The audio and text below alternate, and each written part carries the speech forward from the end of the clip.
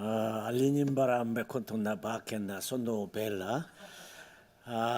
Kabininna 타장한테 자카로 와라타냐메 나 sono fata 자카로라 아닝 파스터 백파낭 제 한테 곤타니타 바케 아닝 파스타 강파낭 아비장 음베 알라자일랄라 텐툴라나 소노 벨라 니오 벨라 알아들으시겠어요? 여러분이 이렇게 못 알아들으시는 말을 배워서 이 말로 한 번도 예수님을 못 들어본 사람들에게 아프리카에서 복음 전하는 삶을 살았습니다. 제가 2주 전에 우크라이나의 전쟁으로 인해서 고통하는 사람들을 돌보고 만나기 위해서 우크라이나는 직접 못 가고 옆에 있는 폴란드에 갔습니다. 폴란드에 가서 호텔에 머물고 있으면서 저희가 이 우크라이나의 어린이들을 위해서 그림 성경을 책을 출판했어요. 많은 돈을 들여서 출판을 해서 우크라이나 선교사님들을 불러서 다 전해주고 그렇게 돌아왔습니다. 그런데 호텔에 있는데 갑자기 폴란드에 있는 사람 몇 사람이 막 쫓아오더니 저를 붙잡고 자꾸 사진을 찍자고 그래요.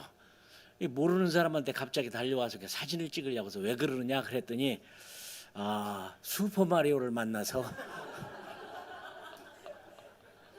사진을 찍어야 되겠다고.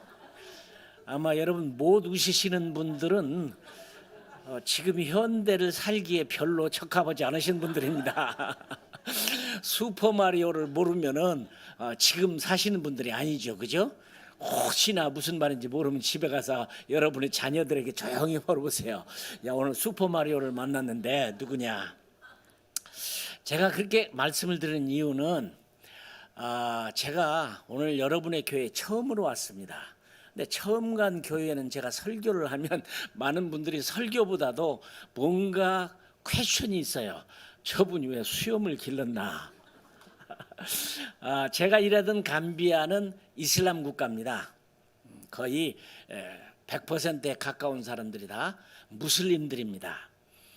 근데 신기한 것은 이 무슬림들은 마호멧이라고 하는 사람이 만든 종교인데 그 사람이 쓴 책 가운데 코란이 있고 꾸란이라고 하는 코란이 있고 하디스라고 하는 그 사람의 어록 책이 있는데 그 책에 보면 이렇게 쓰여 있습니다.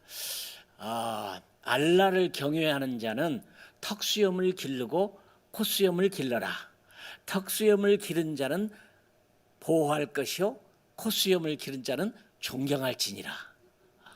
그러니 제가 이슬람권에 사역하는 저로서는 하나님이 특별히 다른 사람보다도 턱수염도 많이 줬고 콧수염도 많이 줘서 잔뜩 길렀어요. 물론 전기도 없는 곳에 사역했으니까 수염 깎기도 힘들고 하니까 아예 턱수염도 길러서 더부룩하고 콧수염도 길렀는데 왜 그랬는지는 모르지만 마호멧이 턱수염을 기른 사람은 보호할 것이요 콧수염을 기른 사람은 존경할지니라. 그래서 이슬람권에는 모든 사람들이 그렇게 수염을 기르는 이유가 거기에 있습니다. 그 이유는 전혀 몰라요. 저는 멋으로 한 게 아니고 그래서 길렀더니 사람들이 저를 보호하고 존경하는 거예요. 얼마나 좋아하는지. 하나님이 저를 선교사로 만들어주셔서 생긴 모습도 그럴 뿐만 아니라 속도 그렇게 만들어주셔서 너무 감사합니다. 근데 만딩고 말에는 이런 말이 있어요. 모태제 곤털 마리오 모만장쿠 슈퍼 마리오. 여러분 이게 무슨 말이냐면 만딩고 말로 슈퍼 마리오란 말은 놀라우신 주님이라는 뜻이에요. 그러니까 감히 제가 슈퍼 마리오를 제가 닮은 게 아니고 슈퍼 마리오가 절 닮은 거죠, 그죠? 제가 더 오래됐으니까. 그래서 하나님이 저에게 얼마나 좋은 기회를 많이 주었는지 저는 너무 선교사로 산 게 행복한 사람입니다. 여러분의 교회 와서 내가 만딩고 말로 무슨 말을 했냐면 여러분의 교회 와서 내가 처음부터 많이 놀랬다고 그랬어요.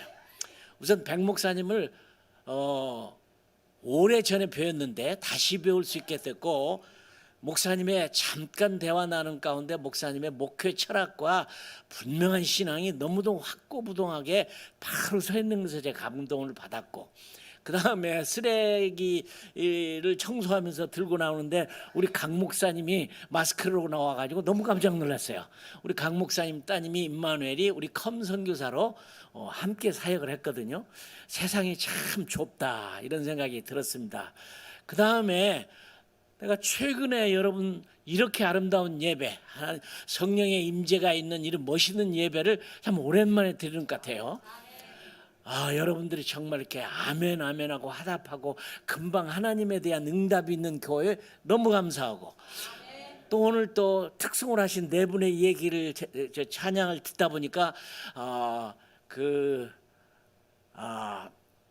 너무너무 아름답게 아름다운 찬양을 드려서 저기 그 이태리의 유명한 그 가수가 이분들 때문에 일찍 죽어버리지 않았나 하는 생각이 듭니다. 더 이상 있어봐야 인기도 없을 것 같다고 생각해서 그런 것 같다. 너무 감동적이었고, 우리 오늘 성가대가 아름다운 교회가 빛과 소금으로 이 세상에 어떻게 살 것인가를 참 아름다운 찬양을 드려서 제가 너무 놀랐어요. 제가 잘 놀라지 않는 사람인데 많이 놀랐습니다. 너무 감사합니다. 사실 여러분의 교회 오니까 막 감동이 너무 많이 돼가지고 할 말은 많고 시간은 제한됐고 뭐 그런 느낌입니다. 너무너무 감사합니다. 23년 동안 살아오신 여러분들, 근데 특별히 아름다운 교회를 하시면서 이 어려운 때를 맞이했는데 도대체 이 시대에 이런 세대를 어떻게 살 것인가 고민하지 않는 사람이 있다면 그 사람은 그리스도인이 아닐 겁니다. 그렇죠? 이게 무슨 일이냐. 마스크를 해서 가까이 하지 말아라, 말하지 말아라, 많은 사람 속에 가지 말아라, 여행도 힘들고 만나기도 힘들고 복음 전하기도 힘든 이 세대가 하나님이 이런 시대에 우리에게 어떤 의미로 이런 고통과 어려움을 주었는가 한 번은 고민해야지. 이런 고민도 없이 그냥 사는 사람이 있다면 그 사람은 바른 사람이 아니라고 생각합니다. 저도 고민을 많이 해요.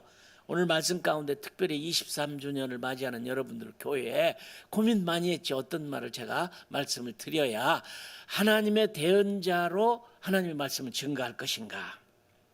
그런데 오늘 말씀해 보면 이 사도 바울이 고린도 사역을 다 마치고 이제 배를 타고 아시리아로 가려고 하는 가운데 갱그리아라고 하는 그리스의 아주 남단, 우리나라 충무 같은 이 바다의 끝부분에 있는 갱그리아라는 그 바다에서, 동네에서 지금은 그 항구도 없어져 버렸어요. 흔적만 남아있는데 거기서 배를 기다리다가 머리를 깎았다라는 말씀이 오늘 본문 가운데 있습니다. 제가 감비아 사역하면서 이 말을 읽을 때 굉장히 실망을 했어요. 왜 실망을 했냐면, 왜 머리를 깎았나? 이발했다는 의미는 아닙니다.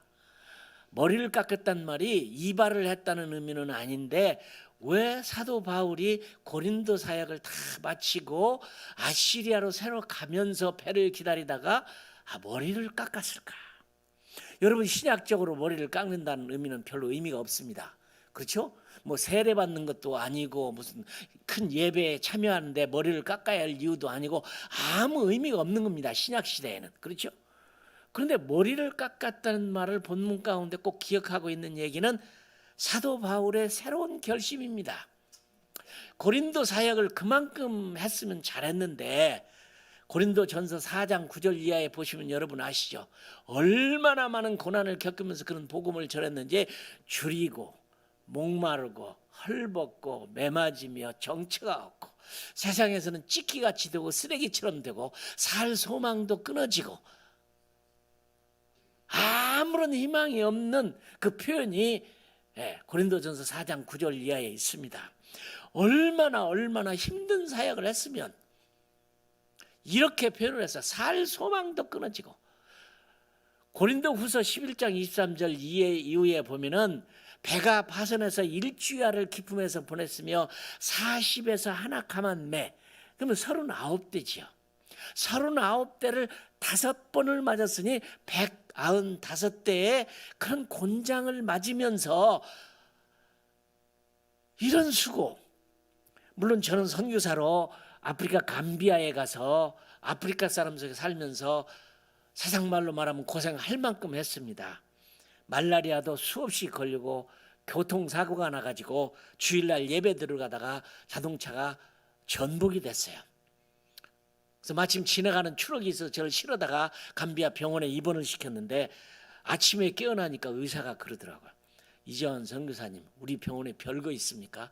엑스레이를 찍어보니까 갈비가 4개 부러진데 별거 아니니까 항생제 줄 테니까 집에 가서 쉬세요.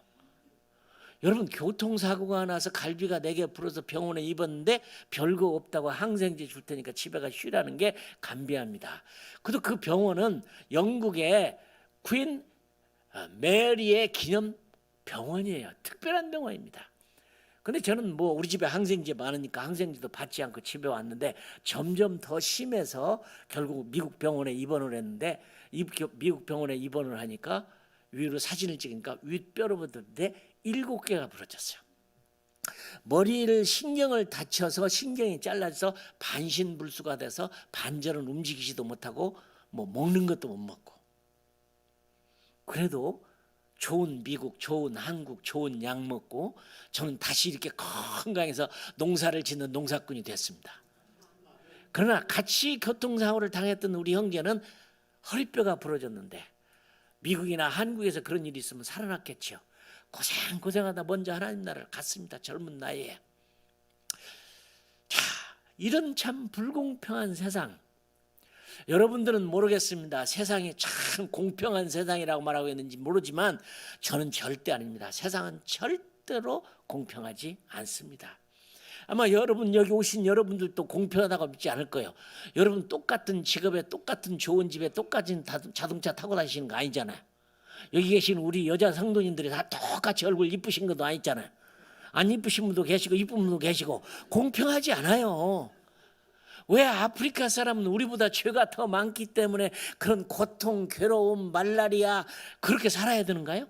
아니죠. 어쩌면 우리보다도 죄가 더 없어요. 죄질 일도 없고 말이죠. 이게 세상입니다. 그런 이때 프란시스 셰퍼라고 하는 아주 유명한 신학자가 있었죠. 미국 분이면서 스위스의 라블이라고 하는 공동체를 만들어서 젊은이들에게 복음을 전했던 셰퍼가 이런 말을 해요. How should they live? 우리는 도대체 어떻게 살 것이냐. 이런 고민을 하지 않고 산다면 바른 사람이 아니죠. 저는 이 코로나 바이러스가 하나님이 그 생각을 하도록 준 거라고 생각돼요. 내가 어떻게 바로 살아야 될 것인가, 어떻게 신앙을 가지고 이 시대에 바로 살 것인가 고민을 해야 된다고 생각을 합니다. How should they live? 어떻게 살아야 되냐. 그런데 사도 바울은 그만큼 고통했으면 됐지. 줄이고 목마르고 헐벗고 매맞으며 정처가 없고 살 소망도 없고 세상에 쓰레기처럼 돼버려서 그만큼 일했으면 하나님 나 할 만큼 했습니다. 그럴 만한 그가 갱그리아에서 그 어려운 고린도 사역을 마치고 쉬겠다는 것도 아니고 위켄드를 보내겠다는 것도 아니고 홀리데이를 보내겠다는 것도 아니고 머리를 깎은 이유가 구약에 있는 나시린처럼 살려고 하는 새로운 결심입니다. 이게 저를 실망시켰어요. 그만큼 했으면 됐지. 저는 말라리아를 하도 많이 걸려서 손으로 세다가 저는 못 셌어요. 나는 선교에 있어서 가장 무서운 게 목입니다. 이 말라리아 목이. 이게 힘들어요. 해마다 걸리는 게 말이죠. 사도 바울은 그만큼 고난을 받았으면 됐는데 새로운 지역으로 가려고 하는 배를 타려고 준비하는데 너무 놀랍게 한 것은 그만큼 했으면 됐는데 나시린으로 살겠다. 신약적이지 아니죠. 여러분 아시는 대로 구약의 나시린은 자기 스스로가 하나님 앞에서 나 일주일 동안 아니면 한 달 동안 아니면 평생 나는 머리 면도 되지 않고 머리 안 자르고 맛있는 포도주, 맛있는 포도 씨앗도 안 먹고 포도 식초도 안 먹고 포도밭 옆에도 안 가겠습니다. 유대인들에게 있어서 포도주라고 하는 것은 얼마나 신비한 음료입니까? 그렇죠? 음료죠. 생명을 주는 거죠. 성찬식에도 예수님의 피로 표현한 이 포도주인데 사도 바울은 이 나시린 기간 동안에 나는 그 맛있는 포도주 안 먹겠습니다. 생각을 해봅니다.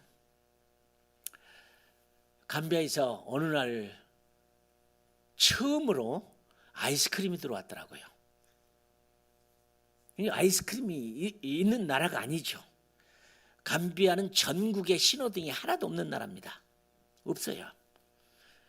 근데 요즘 하나 생겼다고 그래요. 그런데 이 가난한 감비아에 아이스크림이 왔어요. 우리 집 아이가 아빠 나 저 아이스크림 좀 사줘요. 근데 그랬습니다. 얘야, 너는 아무 때든지 미국 가고 한국 가면 아이스크림 얼마든지 먹는데 아프리카 사람은 아이스크림 뭔지도 모르는데 꼭 사 먹여야 되겠니? 아 그래요? 안 먹을게요. 이 매정한 아버지가 그 아이스크림 몇백 원만 줘도 사주는 거 안 사줬어요. 지금은 후회가 됩니다. 후회가 돼요. 아마 아프리카에서 마셔보는 코카콜라의 맛, 코카콜라 회사가 코카콜라 선전을 하려면 나 같은 사람을 불러야 돼요. 거짓말로 괜히 연기를 갖고 맛있다고는 코카콜라가 아니라 저는 그 뜨거운 아프리카에서 한 잔 딱 마셨을 때 느낌, 그건 배우가 하는 신용이 아닙니다. 그런 코카콜라를 우리 선교사들은 마시지 말자고 결정을 했어요. 야, 이 가난한 사람들 죽도록 일해봐야 하루에 그 코카콜라 2병밖에 못 사 먹는데 우리는 돈 있다고 코카콜라 잔뜩 사다 놓고 마셔버리면 뭐가 되겠냐? 마시지 말자. 아예 법으로 만들었어요. 코카콜라 마시지 말자고. 큰 별것도 아닌데 그만큼 했으면 난 됐는데 사도 바울은 나시린으로 사는 동안에 나는 포도주도 포도도 포도식초도 포도씨앗도 포도 맛있는 것도 안 먹겠다. 참 놀라워요. 그만큼 했음에도 불구하고 주님 앞에서 더 멋지게 한번 살아보려고. 그 다음에 행여나 일주일이나 2주 동안에 한 달 동안에 나시린으로 살다가 죽은 시체에다 손을 댔다. 그럼 끝장나버리는 겁니다. 해오던 거.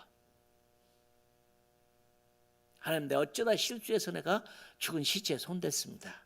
다시 시작하겠습니다. 그렇게 해야 됩니다. 그러나 성공적으로 마쳤을 때 잘 마치면 머리를 또 깎아요.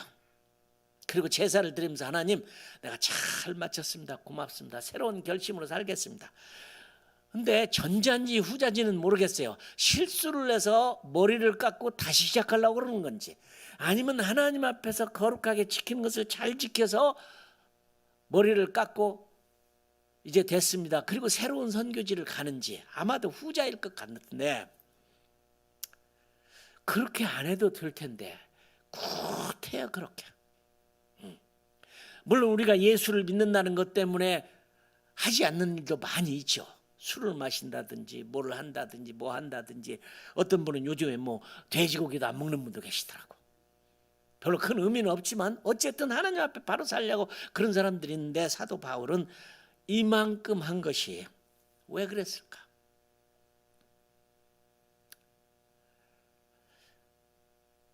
혹시 미국에 와서 사시는 우리들은 엄청난 축복을 누립니다. 우리 감비아 형제 자매들이 미국을 한번 오면 한국만 와서도 천국에 왔다는 느낌이 들었어요. 세상에 이렇게 좋은 나라가 있냐? 이렇게 좋은 나라가 있냐? 제가 유튜브를 한번 보다 보니까 북한에 있는 여자분들이 탈북을 해가지고 한국에 와갖고 한국의 라면을 먹어본 다음에 세상에 이렇게 맛있는 음식이 있느냐, 너무너무 놀라운 거야. 그걸 꼬시래 국수라고 그러더라고요. 어떤 맛있는 거 있으면 꼬시래 국수보다도 더 맛있냐, 이렇게 기준이 돼 있어요. 근데 여기 있는 누구도 라면을 그렇게 먹는 분은 없죠. 그죠?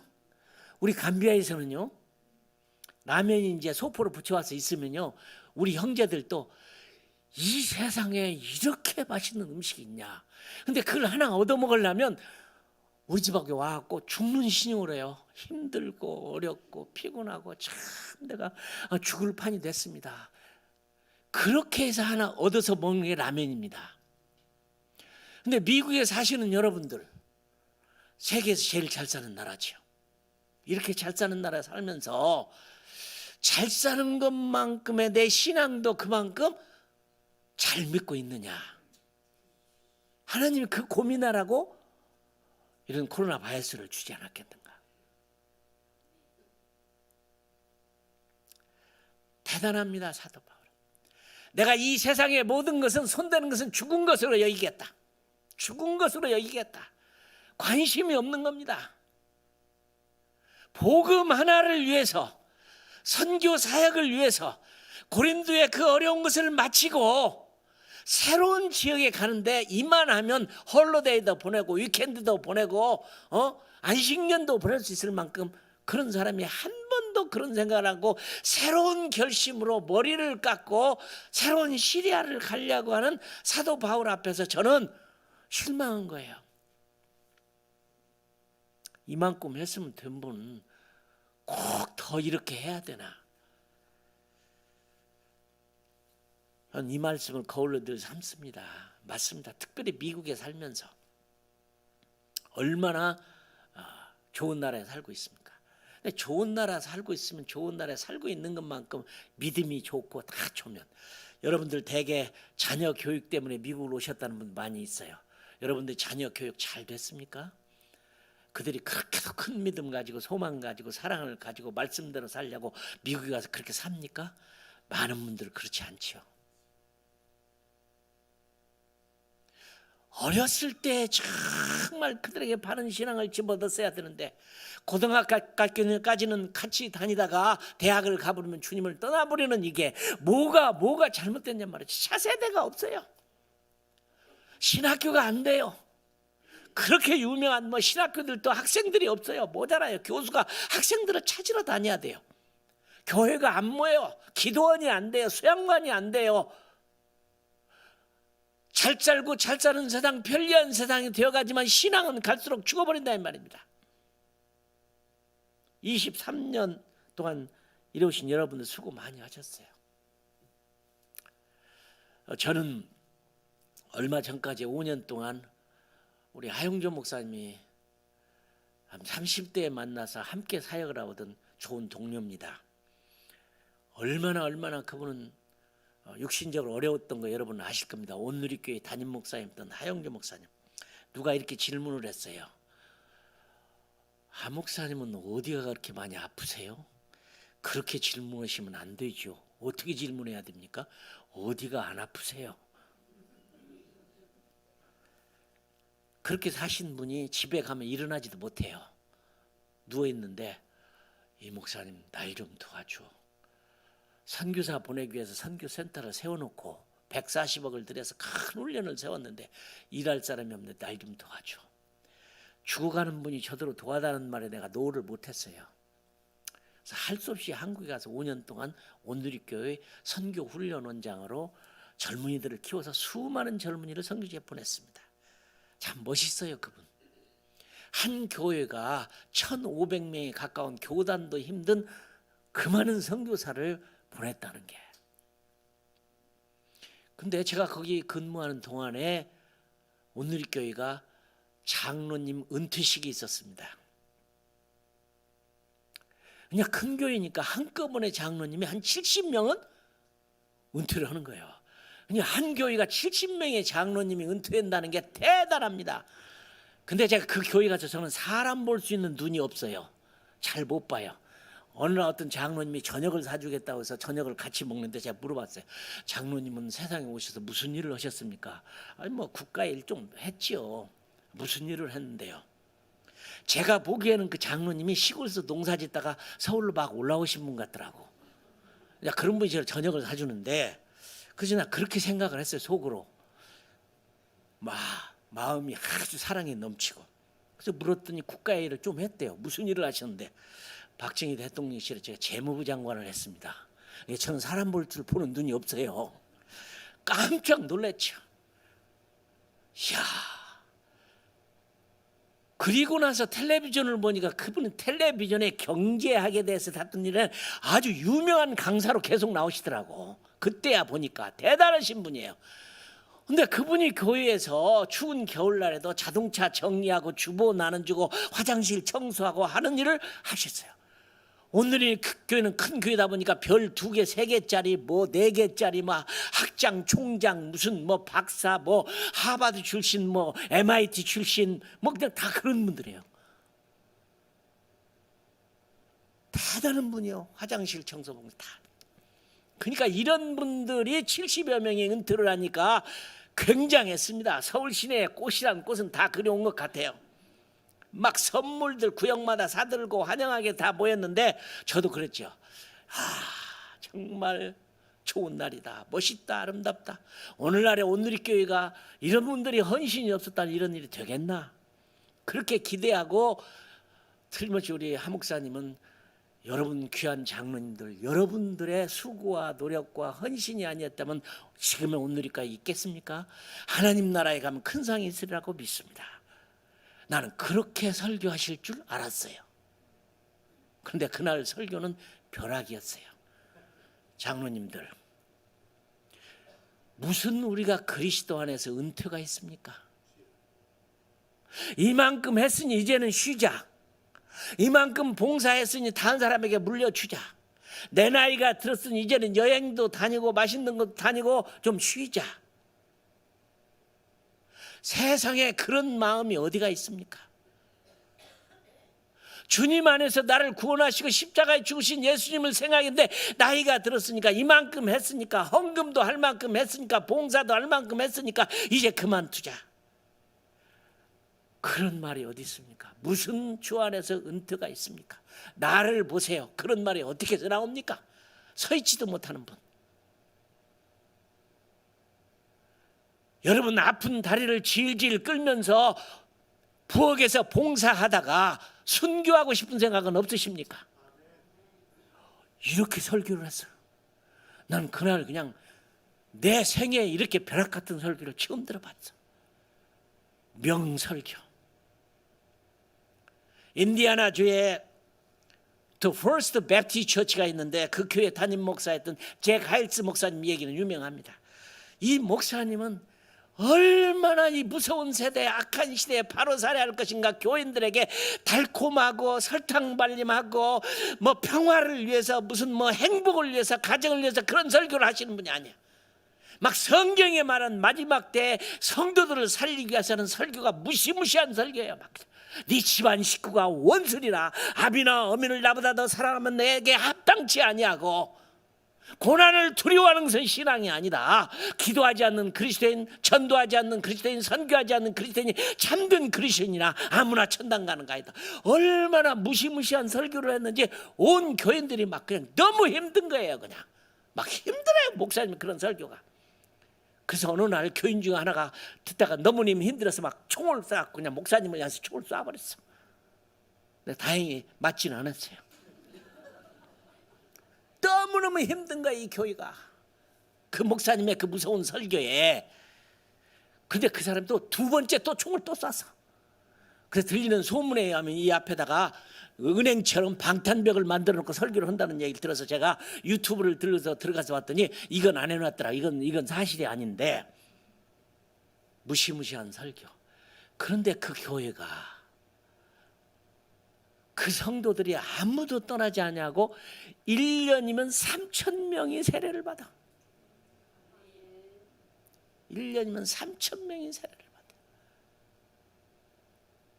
바로 오늘날 이 팬데믹의 시대에 우리에게 들려줄 말씀이 이런 말씀이 아닐까요?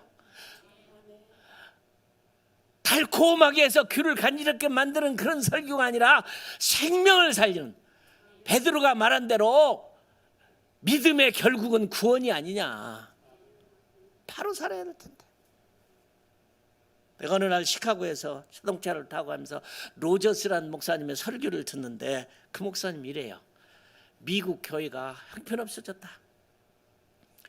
헌신이라는 설교를 하면서 무시무시한 단어, 희생이라는 단어, sacrifice라는 말을 쓰기가 영 마음에 걸리니까, 그러죠? sacrifice라는 건 목 잘라, 팔 잘라, 다리 잘라, 내장을 꺼내서 각을 떠서 불로서 태서 드리는 게 제사인데, 흔히 그런 무서운 설교가 힘드니까 다른 단어를 쓰는데, surrender, 항복한다, 다 드립니다.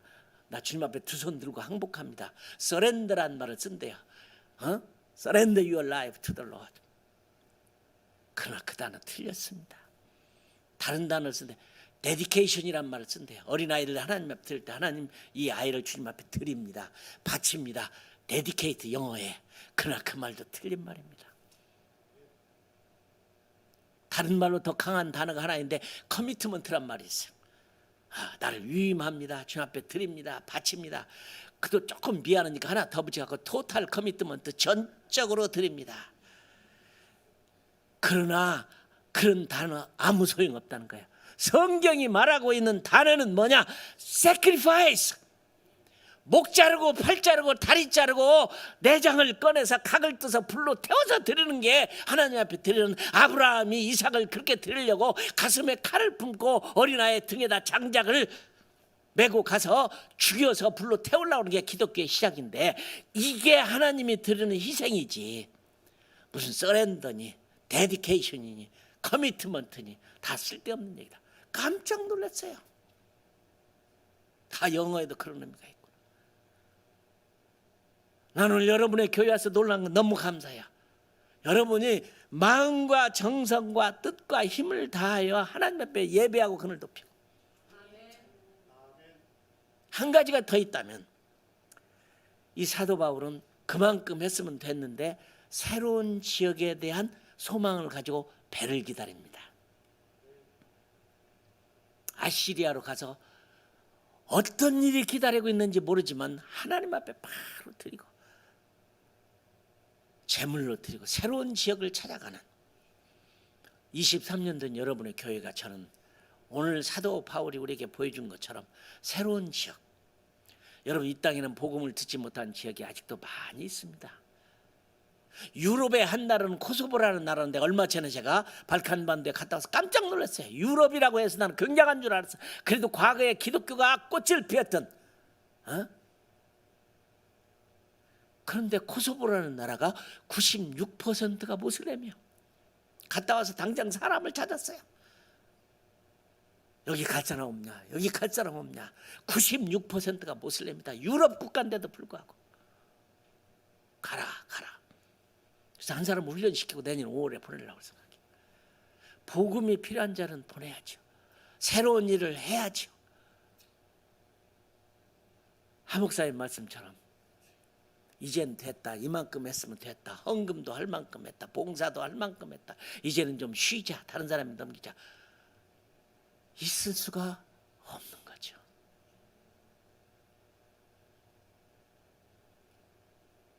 참 멋있어요. 세상의 것들을 시체로 생각하고 대면은 안 된다는 생각이에요. 이 나시린으로서의 삶. 제가 파리를 갔다가 요즘 여자분들이 막 뭐 쥐똥인지 물똥인지 비똥인지 무슨 가방이 있다고 그러대. 비싼 가방, 명품 가방. 도대체 그게 뭔데 저렇게 신문에 보니까 자동차 가격만큼이나 비싸서 내가 파리를 가면 루이비통 그 상점을 들어가 봤어요. 좋긴 좋더라고. 정말 좋. 막 중국 사람들이 와서 막 그거 못 사서 난리예요. 한국 유학생들한테 돈을 줘갖고 하도 많이 사가니까 2개 이상은 못 사게 해가지고 막 그 사람들의 커미션을 줘 사가고. 저는 우리 선교사 훈련을 시키면서 그럽니다. 명품 가지고 맞지 말아라. 현지인들 다 보고 안다. 좋은 거. 그거 가지고 선교하겠냐. 근데 하영주 목사님 그런 말씀 하더라고요. 그런 명품을 들고 있으면 모든 사람이 부러워한대요. 그죠? 맞죠? 다 부러워해. 좋은 거다. 근데 아무도 존경하진 않는데. 아무도 존경하진 않아. 우리 살다 보면 좋은 거, 좋은 집, 좋은 자동차, 좋은 옷, 좋은 음식. 그렇죠. 우린 미국 땅에서 여러분 다 볼 수 있고 가질 수 있고 하는 이런 상황 가운데서 좀 아프리카의 우리의 삶을 보면 참 안타까워요. 같은 사람으로 태어나서 이렇게 살아야 되는가? 이렇게 살아야 되는가? 그다음 미국에 살고 있는 우리는 특별히 그 사람들에 비해서 뭐 잘한 게 뭐 있냐 말이죠. 존 스타트 목사님이라는 분이 계세요. 신학을 하신 분, 공부를 하신 분은 그분은 금방 알 거예요. 존 스타트 목사님. 제가 영국에서 선교 훈련 받는 동안 그분 밑에서 공부를 좀 했어요. 근데 그분을 보고 정말 놀랐어요. 10번도 더 놀랐어요. 최근에 그분이 책을 하나 썼고 돌아가셨는데 하용조 목사님보다 딱 일주일 먼저 돌아가셨어요. 92세에 돌아가셨는데 영국에 있는 동안에 그분 교회를 하용조 목사님 같이 나갔어요. 근데 깜짝 놀란 것은 이분이 우리 개신교도 아니고 앵글리칸, 영국 천주교죠. 영국 천주교의 목사예요. 어떻게 천주교에 다니는 저분이 앵글리칸이 전 세계적으로 유명한 복음주의의 거성이라는 존 스타트가 될 수 있는가? 근데 그것 때문에 놀랐어요. 그다음에 두 번째 놀란 것은 이분이 그 교회에 부임을 27살 때 부임을 했는데 교회 이름이 올 소울스 처치라는데 앵글리칸입니다. 27살 때 그 교회를 와서 92살 돌아가실 때까지 그 교회만 섬겼어요. 참 대단하다. 그 유명한 분이 갈 곳도 많을 텐데 한 교회만 섬겼어요. 저를 또 놀라게 한 것은 그분은 평생 결혼하지 않았어요. 또 놀라게 한 것은 이분은 오전에는 누구도 안 만나요. 전화도 안 받고 사람도 안 만나고 기도하고 성경 보고 글 쓰는 일만 하죠. 대단하신 분.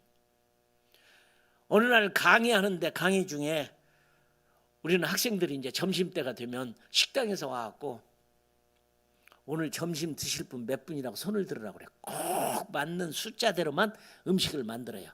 영국 사람들 참 재미없어요. 우리나라 사람들은 음식을 장만하면 막 풍성하게 남게 해야 주잖아요. 영국은 절대 그런 법 없어요. 숫자 딱 재가지고 그만 먹으면 끝이야. 숫자 세로 왔어요. 근데 존 목사님이 강의를 하시다가 에베소 강의를 하시다가 이러시더라고. 아니 왜 우리 존 목사 오늘 두 손 드세요? 제가 오늘은 배가 고파서 2인분을 먹여야 할 것 같습니다. 참 동안이세요. 우리가 만나서 그래 물어봤어요. 그때까지만 해도 지금부터 40년 전이니까 목사님은 왜 한국을 한 번도 안 오세요? 근데 그분이 그래요. 글쎄요. 내가 하는 설교가 한국말로 정확하게 통역이 될까요? 얼마나 하나님의 말씀을 증거하는 일에 이분은 신실하고 진실하고 말씀 대하는 그것이 얼마나 놀라운지. 내가 하는 설교가 한국말로 정말 정확하게 통역이 될까요? 그분은요 책을 60권 이상을 썼습니다. 평생에. 대단하신 분이에요. 근데 그가 마지막으로 쓴 책이 83살에 연필로 썼어요.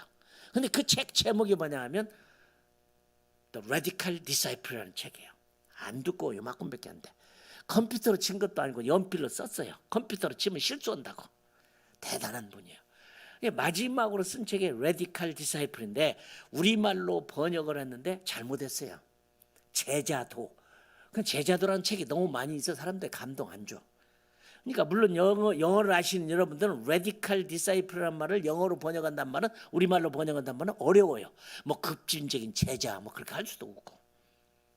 그런데 그 책을 어쨌든 그렇게 번역을 했는데 내가 그 책을 읽어보면요 10가지의 크리스찬이 지켜야 할 게 있는데 이렇게 쓰여 있습니다. 크리스찬이라고 하는 이름은 잘못된 이름이다. 안디옥에서 안 믿는 사람이 교회 다니는 우리를 보고 예수쟁이라고 할 때 부른 말이 크리스찬이다. 그러면 성경적 우리 이름은 뭐냐? 그것은 제자여야 된다는 거예요. 제자. 23년 된 여러분의 교회 성도님들이 다 제자가 됐는지 모르겠습니다. 크리스찬이란 말은 안 돼요. 요즘에 엉터리 크리스찬들 너무 많아요. 제자도 그냥 제자가 아니라 레디칼 디사이플인데 이 말은 아주 강한 제자라고 번역을 하는 게 좋을 것 같아요. 근데 이렇게 얘기를 드세요. 첫 번 기독교의 시작은 아브라함으로부터 시작했는데 하나님이 아브라함에게 네 하나밖에 없는 아들 독자 이삭을 모리아산에 가갖고 목을 자르고 팔 자르고 다리 잘라서 내장을 꺼내서 각을 떠서 불로 태워 드리라. 이것이 기독교의 시작이란 말이에요. 적당히 교회 다니고 예배 드려서 하나님 나라 가느냐? 그건 난 모르겠어요. 그럴 것 같지 않아요. 교회 다닌다고 나 천국 가느냐? 아니라고 생각해요. 바로 잘 믿어야지. 성경은 말하기를 성경 안에는 알곡과 쭉정이가 있고 가라지와 알곡이 있고 염소와 양이 있고 기름을 덜 준비한 5처녀가 있고 기름을 잘 준비한 5처녀에 구분을 해놨다면 내가 어느 쪽에 속하느냐가 문제죠. 예수를 믿고 교회를 다니는데 아직도 쭉정이 같으냐, 염소 같으냐, 문제를 일으키냐. 이분이 마지막으로 쓴 책이 레디컬 디사이플인데, 강한 제자인데, 그 예를 들은 게 바로 아브라함의 신앙이에요. 마태복음 10장에는 아비나 어미나 아내나 자식을 나보다 더 사랑하는 자는 내게 합당치 않고, 이게 말씀입니다. 그러면 오늘 사도 바울이 그만큼 일을 했으면 됐지. 고린도 교회에서 그 많은 고난을 당했으면 됐지. 이젠 됐고 안식년도 좀 보내보고 휴가도 보내면 됐을 텐데, 다시 새로운 지역을 가려고는 마음에 머리를 깎고 나시린으로 그렇게 살고 갱그리아서 배를 기다리는 그 모습에 우리는 머리를 100번 1000번 깎아야 될 것 같아요. 특별히 이 시대에 무슨 일이 일어날지 모르죠. 우리는 모르죠. 우크라이나 사태에 러시아가 핵폭탄을 던질 것인지 안 될 것인지 던졌다 하면서 난 3차 전쟁이 일어나고 우리는 그걸로 끝날 수도 있어요. 저는 요즘에 특별히 팬데믹 기간에 너무 감사해요. 잠자기 전에 5분 기도가 저는 달라졌어요. 내가 이 밤에 자다가도 갈 수 있다. 그러면 자다가 가도 하나님 앞에 온전하게 가는 기도를 드리고 기도를 합니다. 우리는 때로는 알람을 틀어놓고 내일 아침이 되게 올 것이라는 소망에서 알람을 틀지만 알람 소리 못 들을 수 있어요. 우리 선교사들이 이 팬데믹 기간에 40여 명이 하늘을 갔어요. 우리 컴에 속해 있는 한 선교사도 너무 멋진 선교사였어요. 순교를 각오하고 선교지에 갔는데 그만 코로나 바이러스로 너무 쉽게 가버렸어요. 누구나 갈 수 있어요. 23년을 맞이하는 성도님들, 오늘 사도 바울이 우리 생각으로는 그만큼 했으면 될 것 같지만 그러나 절대로 포기하지 않냐고, 더 나은 하나님의 나라를 위해서 그가 머리를 깎고 갱그리아서 아시리아로 가는 마음이 있다면 저도 그런 마음으로 삽니다. 우리 성도님들도 여러분이 해야 할 일이 더 있을 것입니다. 새로운 지역을 가는 것처럼 여러분의 교회가, 나는 바라기는 우리 백 목사님 모시고 선교사들을 10명, 20명, 50명, 100명 보내야 주님 오십니다. 가장 좋은 종말론은 선교적 종말론입니다. 아무리 기도해도 주님 안 오십니다. 아무리 예배를 잘 드려도 주님 안 오십니다. 아무리 금식해도 주님 안 오십니다. 날마다 찬양하고 아멘 주에서 어서 오시옵소서 해도 기다려도 안 오십니다. 성경이 가르쳐주는 종말론은 이 천국 복음이 모든 민족의 증언되기 위하여 온 세상에 전파되리니 그제야 끝이 오리라. 왜 이렇게 쉽고 가장 성경적이고 가장 논리적이고 가장 맞는 이 선교적 종말을 교회가 받아들이지 않는지 모르겠어요. 쓸데없는 종말론에 빠져서 전천년이냐 후천년이냐 무천년이냐, 환난 전이냐 중이냐 후냐, 부분적이냐 전체적이냐 일시적이냐 단계적이냐, 어려운 얘기예요. 다 옳아요. 가장 좋은 종말을 살고 있는 우리들, 팬데믹의 종말을 살고 있는 우리들에게 있는 퀘션은 내가 살아생전에 주님 오셨으면 좋겠다. 아멘. 그런 준비하고 살아야죠. 여러분의 아름다운 이 동산교회가 그런 마지막을 준비하는 교회로서 하나님 앞 쓰임받은 교회가 되기를, 성도님들이 되기를 주님의 이름으로 축원합니다. 하나님 우리 아버지, 23년도 아름다운 교회 아름답게 세우셨습니다. 모두가 다 주님을 사랑하고 사모하고 마음과 정성과 뜻을 다하는 이 교회를 통해서 아버지의 큰 과업을 이뤄서 우리 생애에 주님 오시는 일을 준비하는 교회가 되도록 축복하여 주옵소서. 예수님의 이름으로 기도합니다.